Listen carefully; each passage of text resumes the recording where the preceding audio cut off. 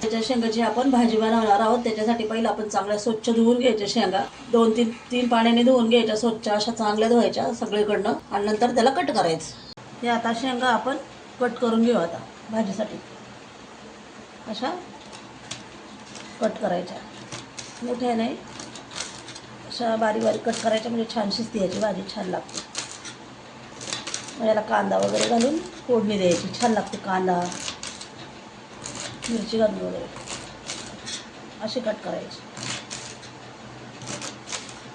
हे बघा आपल्या चवळीच्या शेंगा सगळ्या कट करून झाल्या आहे. अशा कट करायच्या भाजी बनवण्यासाठी, छान भाजी लागते याची.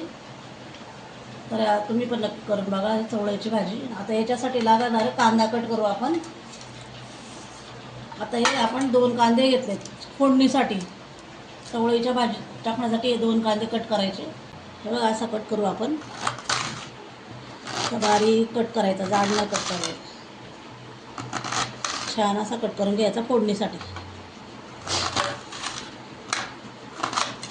आता आपण चवळीच्या भाजीसाठी कढई तापायला ठेवली, त्याच्यामध्ये तेल टाकून घेतले. आता त्याच्यामध्ये आपण जिरं टाकून घेऊया. जिरं चांगलं तडतडलं, त्याच्यामध्ये मोहरी टाकून घेऊ आपण. त्याच्यामध्ये आता आपण लसूण टाकून घेऊ. आपण आता लसूण चांगला लाल होऊन घ्यायचा. आता याच्यामध्ये आपण कांदा टाकून घेऊ.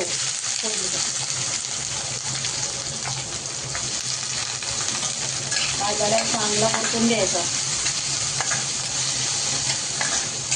चांगला परतून त्याला ठेवून द्यायचा. कांदा चांगला परतून झाला. आता याच्यामध्ये आपण मसाले टाकूया. हळद पावडर, गरम मसाला, घरगुती मसाला आपला घ्यायचा.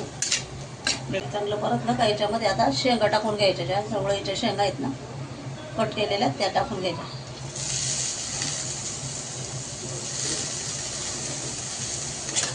त्याला चांगलं असं परतून घ्यायचं. मीठ टाकायचं आणि बदलायचं करून.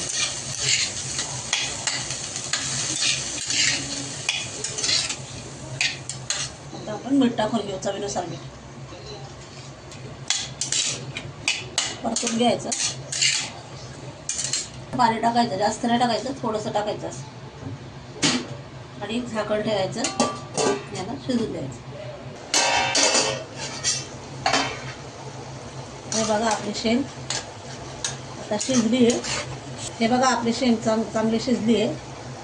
आता आपण बघू दाबून शिजली आहे का नाही. बघा छान शिजली आहे आपली शेंग. आता याच्यामध्ये आपण थोडंसं शेंगदाण्याचा कूट टाकूया. भाजलेले शेंगदाणे, भाजले पहिले शेंगदाणे, नंतर त्याचा कूट बनवला.